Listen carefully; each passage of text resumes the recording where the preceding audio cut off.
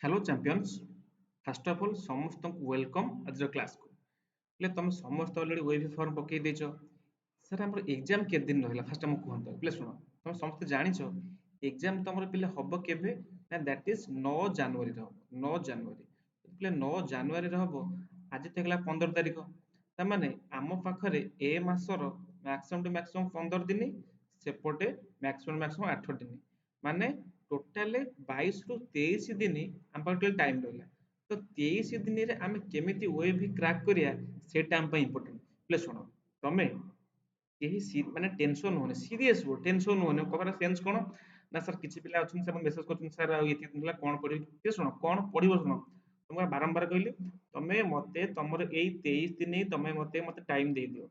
Total तो सुनो time दो टोटल कोन खाली ए पढिबो ना तुम तो स्कूल जियो पुन ना नहीं तुम स्कूल जिवो तमे स्कूल 4टा रु आसलो 4टा रु आसला परे 4:30 बा 5टा रे तमे कोन करिवो ना मते डेली क्लास होउची 5टा रे आसो फास्ट देखिवो आज सर क्लास आज कोन करछन इंग्लिश रही कि एसएसटी रही कि मैथ रही कि साइंस रही फास्ट क्लास करिवो। फास्ट क्लास करिवो केमिति ना तुमको सुनो मु बारंबार तुमको कहिछि यूट्यूब रे हमर वेब पाई completely free of class completely free आ कंप्लीटली फ्री क्लास तुम केमिति क्रैक करिवो ना तुमको डेली क्लास करबा पई हेले आम सह केमिति जॉइन जोड़िबा पड़िवो ना तुम only and only subscribe channel कर दियो। सब्सक्राइब प्ले कर देले कोन हबो ना मु जेते बेले भी जो क्लास अपलोड करूची सेटा फास्ट तुम तुम स्क्रीन रे पाई जो फोन ओपन करू करू तुम से वीडियो पाई जीवो ठीक अछि। सेथि पई तुम क्लास डेली मोसो करो 100% सुनो पिले देखो मत खाली को आगो तमे तुम क्लास रे बा तुम स्कूल रे तुम 50 पिला बा 60 पिला अछो तमे मते खाली को तमे काई फॉर्म पकेलो एबी फॉर्म ता माने तमे सेति की टैलेंटेड बोली तमे फॉर्म पकेलो ना नहीं तो सेति पई सेही माइंडसेट रखो निहाती 2026 रे निहाती जेमती तमे वेब भी पाइथिबो आन तमे वेब यूनिफॉर्म पिंधि की जेमती तमे आदर्श स्कूल पाठ पढुथिबो। ओके जमा लेट करबानी क्लास स्टार्ट कर दबा। हां जे न जानछो आज फर्स्ट टाइम जे देखिलो सर हम जानू टिके हम जस्ट इंट्रो टे कहि दियंतु मु तुमको कहिछि इंग्लिश पढियो तुमर केते 15 मार्क मैथ पढियो 15 मार्क साइंस पढियो 15 मार्क आउ सोशल साइंस कले कोन हमरो रहला एसएसटी पार्ट जो रहिला सामाजिक पाठ से पढियो 15 मार्क टोटल तुमरो 60 मार्क तुमरो एग्जाम हबो आउ 60 मिनिट हैला तो 60 रु जेमती चेष्टा करो समस्ते 50 प्लस मार्क आनिया पे कंपलसरी हैला मु तुम देखेबी केते साला पिला पाइछन्ती हमर केमती सब प्रिपरेशन सब तुम डिटेल रे कहबी हैला तुम किन एती कहबी तमे डेली मो सह क्लास करो हैला तो जमा लेट करबा तुम टाइम वेस्ट करबिनी तुम समस्त हम पर टाइम भी बहुत कम हमें क्लास स्टार्ट कर दो हैला तो क्लास स्टार्ट कर दो देखो हमें सुनो तुम देखिथिबो काली ऑलरेडी हम मैथ क्लास करथिले मते बहुत सारा पिला कमेंट कले मेसेज कले सर टिके एसएसटी क्लास टे कर दियो त हमर रहला जो कोन सामाजिक विज्ञान तो आज हमें किछ इंपोर्टेंट सामाजिक विज्ञान प्रश्न सर हमें सामाजिक विज्ञान पढिबो केमिति करिवो केमिति सुनो किछ नै मु जो क्वेश्चन तुमको सिलेक्टिव क्वेश्चन जो कहबी तार रिलेटेड किछ एक्स्ट्रा क्वेश्चन कहबी तमे ओनली क्वेश्चन प्रैक्टिस करो हैला मैथ मोर सब प्रैक्टिस करो इंग्लिश मैडम कहि देछि इंग्लिश क्लास तमर काली हे जिवो साइंस क्लास भी हे जिवो तो तमे मु जो एसएसटी क्लास जो क्वेश्चन करौची सामाजिक विज्ञान रो सेतक तमे मोर सह डेली क्लास कर चेष्टा करो ठीक अछि।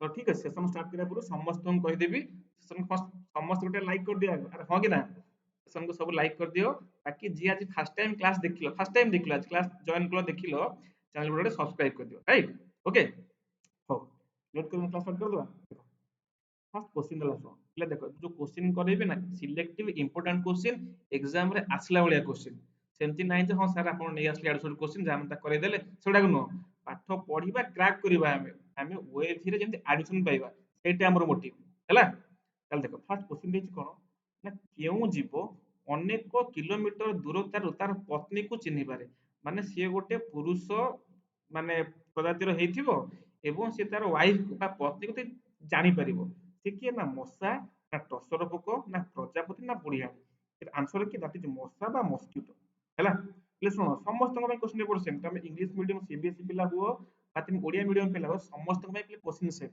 कहा पे डिफरेंट क्वेश्चन आसीबो ना तुम समस्त को सेम क्वेश्चन सेत में समस्त को देखि परिबे हैला तुम पे बहुत कहला बहुत सारा इंपोर्टेंट क्वेश्चन तुम पे मु लेके आसी जो कि एग्जाम रे आसला वाला क्वेश्चन ठीक अछि तो answer cone that is mosquito बा मशा देन देखा सेकंड क्वेश्चन कौन देला कान्हा जातीय उद्यान अरे कान्हा ଆରେ କିଏ ତମ କାହ୍ନା ଅଛି କି ରେ? ମତେ ଟିକେ କମେଣ୍ଟ ଜଣେଇ ଦିଅ ସାର୍ ମୁଁ କାହ୍ନା ବୋଲି।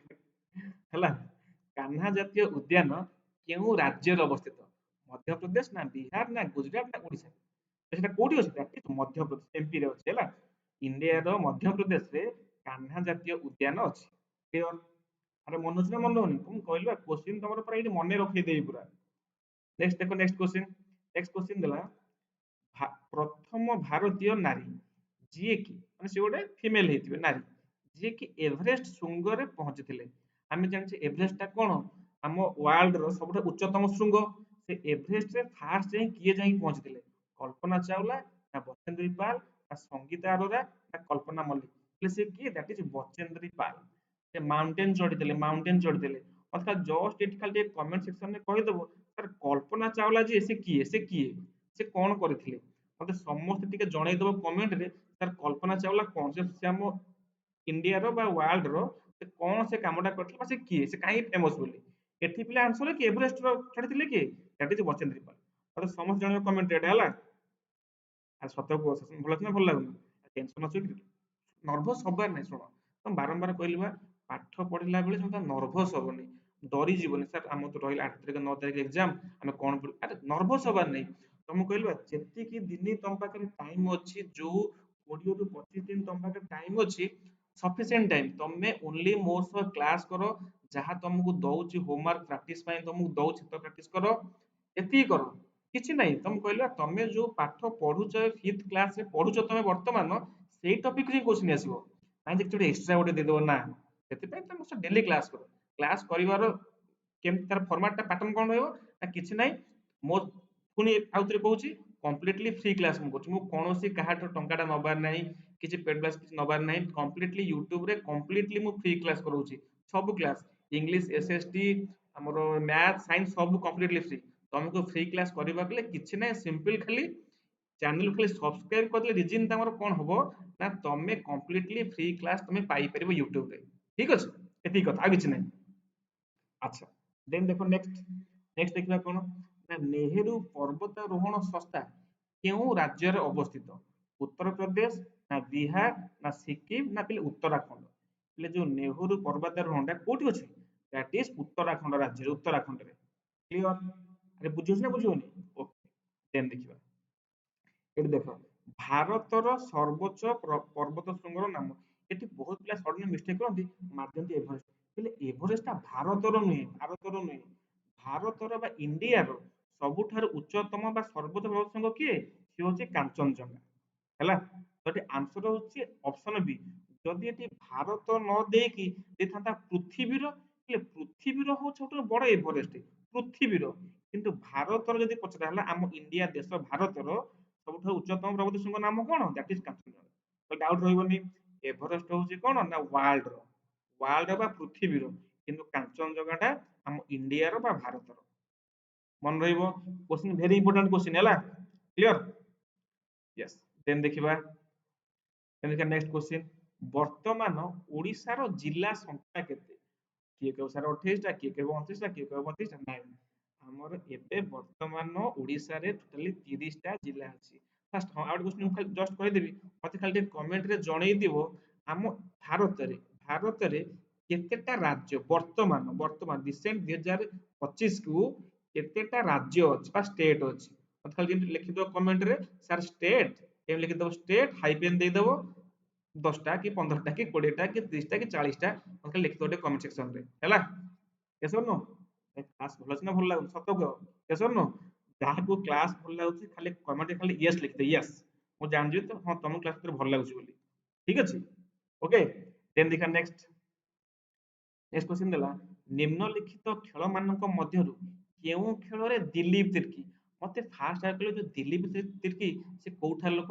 କହିଲି ଆମ ଓଡିଶାର ଲୋକ, ଆମ ଓଡିଆ ଲୋକ, ଓଡିଶା ଲୋକ। ହେଲା, ଇଏ କିଏ କେଉଁ ଖେଳ ପାଇଁ ମାନେ ଇଏ ଫେମସ ହେଇଥିଲେ? କ୍ରିକେଟ ହେଲା, କ୍ରିକେଟ ତ ତେନ୍ଦୁଲକର ନହେଲେ ଧୋନି ନହେଲେ କୋହଲି, ଆଉ କେହି ନଥିବେ। ଦିଲ୍ଲୀପ ତିର୍କି ତାହେଲେ କିଏ? ସେ ହକି ପାଇଁ। ହେଲା, ହକିର, ହକି ଖେଳ ପାଇଁ ଫେମସ କିଏ?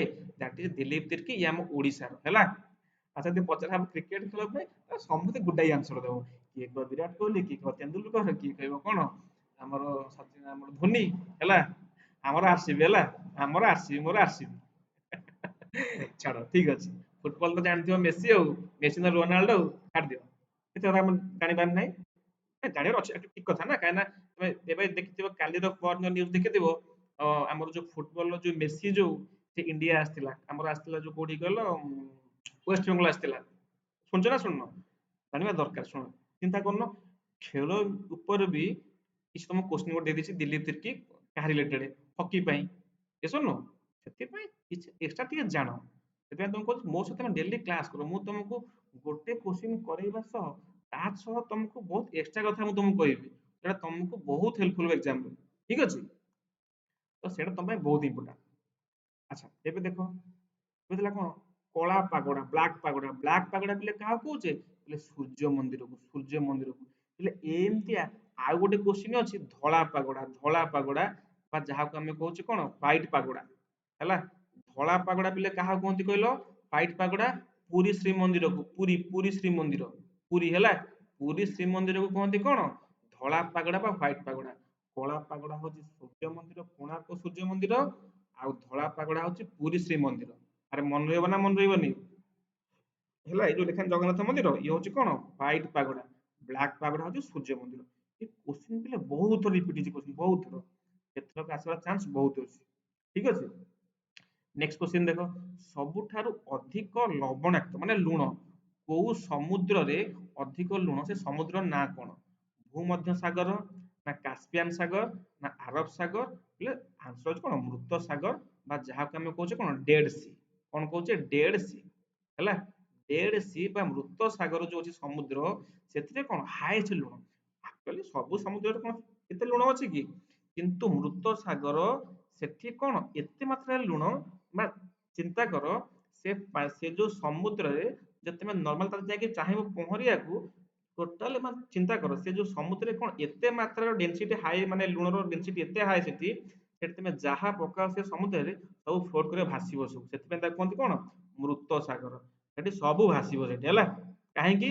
ନା ସେ ସମୁଦ୍ରରେ ଲୁଣର ପରିମାଣ ବହୁତ ଅଧିକ। କ୍ଲିୟର? ଆରେ ବୁଝୁଛି ନା ବୁଝୁନି? ଭଲ ନା ସତ କୁହ। ପୁଣି କହୁଛି ତମକୁ ଯାହାକୁ କ୍ଲାସ ଭଲ ଲାଗୁଛି ଖାଲି ଟିକେ କମେଣ୍ଟ ୟେସ୍ ଲେଖିଦିଅ, ୟେସ୍ ମୁଁ ଜାଣିଯିବି ତମ କ୍ଲାସ ଭଲ ଲାଗୁଛି ବୋଲି। ରାଇଟ? ଦେନ୍ ଦେଖିବା ନେକ୍ସଟ କ୍ୱେଶ୍ଚିନ୍। ନେକ୍ସଟ କ୍ୱେଶ୍ଚିନ୍ ଦେଲା କଣ ନା ଫସଲ ଅମଳ ସହିତ କେଉଁ ଉତ୍ସବର ସମ୍ବନ୍ଧ ଅଛି? ଯେତେବେଳେ ଫସଲ ଯେତେବେଳେ ଅମଳ ହୁଏ ହେଲା, କୋଉ ମାନେ କାହା ସେତେବେଳେ କୋଉ ପର୍ବ ପାଳନ କରାଯାଏ? ଦୀପାବଳି ନା, ଦୀପାବଳି ତ ଆମେ ଖାଲି ବାଣ ଫୁଟେଇବୁ ଦୀପ ଜାଳିବୁ। ଦଶହରାରେ, ଦଶହରାରେ କଣ ଯୋଉମାନେ ସବୁ ବାହାଘର ସବୁ ଆସନ୍ତି ଜୋଇଁ ବୁଲିବାକୁ ସବୁ କଣ ଗାଁକୁ ଆସିବେ। ନାଇଁ ନାଇଁ, ଦଶହରା ନୁହଁ, ଦିପାବଳି ନୁହଁ। ହୋଲି ତ ଆମେ ରଙ୍ଗ ବୋଳିବା, ହୋଲି ନୁହଁ। ପିଲେ ପୋଙ୍ଗଲ। ପୋଙ୍ଗଲ ହଉଛି ଗୋଟେ ଏମିତି ଫେଷ୍ଟିଭାଲ ଯୋଉଟା ହଉଛି କଣ ନା ଫସଲ ଅମଳ ଟାଇମରେ ସେ ଉତ୍ସବ ପାଳନ କରାଯାଏ। ଯଦି ପଚାରିଦବ ସାର୍ ଯୋଉ ପୋଙ୍ଗଲ ଫେଷ୍ଟିଭାଲ ବା ପୋଙ୍ଗଲ ଉତ୍ସବଟା କେଉଁ ରାଜ୍ୟରେ ଦେଖାଯାଏ? କାହିଁକିନା ଆମେ ତ କାହିଁ ଶୁଣିନେ କେବେ ଓଡିଶାରେ କେବେ କି ମା କି ବାବା କେବେ କୁହନ୍ତି କି ଆମର ପୋଙ୍ଗଲ ହଉଛି ବୋଲି। ହେଲେ ପୋଙ୍ଗଲଟା ଆମ ରାଜ୍ୟର ନୁହଁ, ପୋଙ୍ଗଲଟା ହଉଛି ତାମିଲନାଡୁ ହେଲା। ତାମିଲନାଡୁ, ତାମିଲନାଡୁ ନହେଲେ କର୍ଣ୍ଣାଟକ ହେଲା। ସେଇ ଷ୍ଟେଟ ମାନଙ୍କରେ କଣ ହୁଏ ନା ପୋଙ୍ଗଲ ଫେଷ୍ଟିଭାଲ ପାଳନ କରାଯାଏ। କୋଉ ଟାଇମରେ? ନା ଯେତେବେଳେ ତାଙ୍କର ଶସ୍ୟ ଉତ୍ପାଦନ ଯେତେବେଳେ ତାଙ୍କର ହୁଏ, ଯେତେବେଳେ ତାଙ୍କର ଫସଲ କଟା ହୁଏ ହେଲା। ଇମ୍ପୋର୍ଟାଣ୍ଟ ମନେ ରଖିବ, ଏମିତି ପଚାରି ଦେଇପାରେ ଏଥର ଏକ୍ସାମରେ ଏ ବର୍ଷ ପୋଙ୍ଗଲ ଫେଷ୍ଟିଭାଲ ଟା କେଉଁ ରାଜ୍ୟରେ ପାଳନ କରାଯାଏ? ତାମିଲନାଡୁ ନହେଲେ କର୍ଣ୍ଣାଟକ ତମେ ଲେଖିପାରିବ ହେଲା। କ୍ଲିୟର? ଓକେ। ନେକ୍ସଟ କ୍ୱେଶ୍ଚିନ୍ ଦେଖ, ସମାପ୍ତ ନ ହେବା ଶକ୍ତି, ଯେଉଁ ଶକ୍ତିକି ଆମେ ୟୁଜ କଲେ କେବେ ସରିବନି, ସରୁନଥିବ, ଅସରନ୍ତି, ସେ ଉତ୍ସର ନାମ କଣ? ହେଲେ ବିଜୁଳି କରେଣ୍ଟ ସରିଯିବ, କୋଇଲା ଖଣି ସରିଯିବ, ପେଟ୍ରୋଲ ସରିଯିବ ହେଲା। କିନ୍ତୁ ଯୋଉ ସୂର୍ଯ୍ୟ କିରଣ, ଯୋଉ ସୋଲାର, ସୋଲାର ଶକ୍ତି ଯୋଉ ସୋଲାର ଏନର୍ଜି, ହେଲେ ଇଏ କେବେ କଣ ସରିବ? କାରଣ ଚିନ୍ତା କରୁନ ସୂର୍ଯ୍ୟ ତ ଅସରନ୍ତି, ଆମେ ଛୋଟବେଳୁ ଜାଣିଛେ। ଆମେ ଜାଣିଛେ ସୂର୍ଯ୍ୟ ତାଙ୍କର ଶକ୍ତି କେବେ ସରିବନି। କୋଇଲା ଦିନେ ନା ଦିନେ ସରିଯିବ, ପେଟ୍ରୋଲ ତମେ ଦେଖୁଛ ମାନେ ଅଲରେଡି ସରି ସରି ଆସୁଛି ପୁରା। କାହିଁକିନା ପେଟ୍ରୋଲ ରେଟ୍ ଯାହା ହେଲାଣି, ପେଟ୍ରୋଲ ଏବେ ଇଥାନଲ ମିଶୁଛି ଏବେ। କାହିଁକି ନା ପେଟ୍ରୋଲ ମାନେ ଯେହେତୁ କମ ମାନେ ମାନେ ଉତ୍ପାଦନ ହଉଛି, ସେଥିପାଇଁ କଣ ସେଥିରେ ଇଥାନଲ ମିଶୁଛି ଏବେ। କିନ୍ତୁ ସୂର୍ଯ୍ୟ କିରଣ କେବେ ବି ନା କେବେ ସରିବ ନାହିଁ। ତ ସେଥିପାଇଁ ସମାପ୍ତ ନ ହେବା ବା ସରୁ ନଥିବା ଶକ୍ତିକୁ କଣ କହିବା ଆମେ? କିଏ? ଦ୍ୟାଟ ଇଜ ସୂର୍ଯ୍ୟ କିରଣ। ଆରେ ବୁଝୁଛି ନା ବୁଝିବନି? ୟେସ୍ ଅର୍ ନୋ? ଇମ୍ପୋର୍ଟାଣ୍ଟ କ୍ୱେଶ୍ଚିନ୍ ହେଲା। ସତ କ୍ଲାସ ଭଲଛି ନା ଭଲ ଲାଗୁନି? ଟେନସନ ହଉଛି କିରେ? ଜମା ଟେନସନ ହୁଅନି, କ୍ଲାସ ମୁଁ ତ ଡେଲି ତମେ କର ହେଲା। ଦେନ୍ ଦେଖ, এটা ବହୁତ ଇମ୍ପୋର୍ଟାଣ୍ଟ କ୍ୱେଶ୍ଚିନ୍। ଦେଖ ଏଇଟା ଇଜିଟା ବି। ପୃଥିବୀର ଏକମାତ୍ର ପ୍ରାକୃତିକ, ପ୍ରାକୃତିକ ମାନେ କଣ? ନ୍ୟାଚୁରାଲ, ନ୍ୟାଚୁରାଲ, ନ୍ୟାଚୁରାଲ ନ୍ୟାଚୁରାଲ ଉପଗ୍ରହ ଉପଗ୍ରହ ମାନେ କଣ, ଯୋଉ ସାଟେଲାଇଟ ଆମେ କହୁଛେ ବା ସାଟେଲାଇଟ ସାଟେଲାଇଟ ପୃଥିବୀର ଏକମାତ୍ର ନ୍ୟାଚୁରାଲ ସାଟେଲାଇଟ ର ନାମ କଣ? ଚନ୍ଦ୍ର ନା PSLV-42 ନା GS-19 ନା ଭାସ୍କର? ପିଲେ ମତେ କହିଲ ଆକାଶରେ ବା ପୃଥିବୀରେ ଯୋଉ ନ୍ୟାଚୁରାଲ ତମେ ଦେଖୁଛ ଚନ୍ଦ୍ରକୁ ଆମେ କଣ ତିଆରି କରିଛେ ନା ହାତ ତିଆରି କରିଛେ ନା, ତାହେଲେ ଚନ୍ଦ୍ରଟା ହଉଛି ପ୍ରାକୃତିକ ବା ନ୍ୟାଚୁରାଲ ସାଟେଲାଇଟ। ବାକି ଏମାନେ ସମସ୍ତେ ଯୋଉ ରହିଲା PLV-42 GS-19 ଭାସ୍କର ଏମାନଙ୍କୁ କଣ ନା ମଣିଷ ନିଜେ ତିଆରି କରି ସାଟେଲାଇଟ ଟାକୁ ଉପରକୁ ଛାଡିଛି, କିନ୍ତୁ ଚନ୍ଦ୍ରଟା କଣ ଆମେ ହାତେ ନିଜେ ତିଆରି କରିଛେ କି ନା। ତ ସେଥିପାଇଁ ଚନ୍ଦ୍ର ହଉଛି ଗୋଟେ କଣ ନ୍ୟାଚୁରାଲ ସାଟେଲାଇଟ ଆର୍ଥର। ବୁଝିପାରୁଛ ନା ବୁଝିପାରୁନ? ଏଇଟା ବହୁତ ଇମ୍ପୋର୍ଟାଣ୍ଟ କ୍ୱେଶ୍ଚିନ୍। ୟେସ୍ ଅର୍ नो? ଓକେ, ନେକ୍ସଟ କ୍ୱେଶ୍ଚିନ୍ ଦେଖ। ଭାରତୀୟ ସମ୍ବିଧାନର ଜନକ କାହାକୁ କୁହାଯାଏ? ସମ୍ବିଧାନ ମାନେ କଣ, ଏଇ ଯୋଉ ସବୁ ରୁଲ ରେଗୁଲେସନ ସବୁ କିଏ ବାହାର କରିଥିଲେ, ସବୁ କିଏ ସମ୍ବିଧାନ ଲେଖିଥିଲେ? ଜବାହରଲାଲ ନେହେରୁ ନା ଲାଲ ବାହାଦୁର ଶାସ୍ତ୍ରୀ ନା ମହାତ୍ମା ଗାନ୍ଧୀ? ଆରେ ମହାତ୍ମା ଗାନ୍ଧୀ କେହି ମାରିବନି ରେ, ଆମ ଜାତିର ପିତା, ଜାତିର ପିତା। ଇଏ ଲଢିଥିଲେ, ଇଂରେଜ ମାନଙ୍କ ସହ ଲଢିଥିଲେ, କିନ୍ତୁ ସମ୍ବିଧାନ ଲେଖିଥିଲେ ବା ବାହାର କରିଥିଲେ କିଏ? That is doctor B.R. Ambedkar. ଆମେ ତାଙ୍କ ଦିବସକୁ ପାଳନ କରୁନେ, ସେ କିଏ? That is doctor B.R. Ambedkar. ମନେ ଲାଗିନି? ସମ୍ବିଧାନ କିଏ ପ୍ରଣୟନ କରିଥିଲେ? ସେ ଯେ କିଏ? Doctor B.R. Ambedkar. Important question ହେଲା, ଭେରି ଇମ୍ପୋର୍ଟାଣ୍ଟ। ତ ମତେ କୁହ, କ୍ଲାସ ଭଲ ଲାଗୁଛି ନା ଭଲ ଲାଗୁନି? ୟେସ୍ ଅର୍ नो? ତମକୁ ଏମିତି ମୁଁ 25 ଦିନ ଭିତରେ ଡେଲି ତମକୁ ସିଲେକ୍ଟିଭ ଇମ୍ପୋର୍ଟାଣ୍ଟ କ୍ୱେଶ୍ଚିନ୍ ମୁଁ ତମକୁ କରେଇ କରେଇ ତମ ଏକ୍ସାମ ତମକୁ କ୍ଲିୟର କରିବି। ତମକୁ ଏତିକି କେବଳ କହିବି, ତମେ ମୋ ସହ କମ୍ପ୍ଲିଟଲି ଡେଲି କ୍ଲାସ, ଆଉ କିଛି ନାହିଁ ଆଉ ହେଲା। ତମେ ଦେଖ, ଏ ଦେଖ ଏ ପିଲା, ବହୁତ ସାରା ପିଲା ଆମର ଅଲରେଡି OAV ପାଇକି ପାଠ ପଢୁଛନ୍ତି ଅଲରେଡି। ଦେଖ ଏମାନେ, ଦେଖ ମୁଁ ତମକୁ ଦେଖେଇ ଦଉଛି, ତମେ ଭାବୁଥିବ, ଦେଖ ବହୁତ ସାରା ପିଲା ସମସ୍ତେ ତାଙ୍କର ସକ୍ସେସ ପାଇବାର ମାନେ ମୋଟିଭ କଣ ନା, ତମକୁ ଏଇଟା ଦେଖେଇଲେ କଣ ତମେ ଜାଣିପାରିବ ଆକ୍ଚୁଆଲି ହଁ ଆମେ ବି ଦିନ ନା ଦିନେ କଣ ଫେବୃଆରୀ ମାସରେ ଆମେ ମଧ୍ୟ ଏମିତି ୟୁନିଫର୍ମ ପିନ୍ଧିକିରି OAV ରେ ଯାଇକି ପାଠ ପଢିଛୁ ହେଲା। ଏମାନେ ସମସ୍ତେ ବି ୟାଙ୍କର ଟ୍ୟୁସନ ୟାଙ୍କର ଏକ୍ସାମ ଚାଲିଛି, ଟେଷ୍ଟ ଚାଲିଛି ୟାଙ୍କର ଏବେ ହେଲା। ସେଥିପାଇଁ କହିବି କ୍ଲାସ ତମେ ଡେଲି କର, ଆଉ କିଛି କଥା ନାହିଁ। କ୍ଲାସ ଡେଲି କରିବ କେମିତି ନା, ତମେ ମୋ ସହ କମ୍ପ୍ଲିଟଲି ଫ୍ରି କ୍ଲାସ କରିବ କେମିତି, କେବଳ ଆଣ୍ଡ କେବଳ ଚ୍ୟାନେଲକୁ ସବସ୍କ୍ରାଇବ କରିଦିଅ ଆଣ୍ଡ କ୍ଲାସ ଭଲ ଲାଗିଲେ ସେସନକୁ ଲାଇକ୍ କରିଦିଅ। ବାକି ଯୋଉମାନେ ତମର ସାଙ୍ଗସାଥି ଯିଏ ଜାଣି ନାହାନ୍ତି ବି କ୍ଲାସ ସାର୍ କେମିତି ହଉଛି, ୱେବ କ୍ଲାସ କେମିତି ଫ୍ରି କ୍ଲାସ କରିବା ବା କେମିତି ହଉଛି କଣ ହଉଛି, ତାଙ୍କୁ ଟିକେ ସେୟାର କରିଦିଅ। ଠିକ ଅଛି, ଆଶା କରୁଛି ସେସନଟି ଭଲ ଲାଗିଥିବ। Thank you.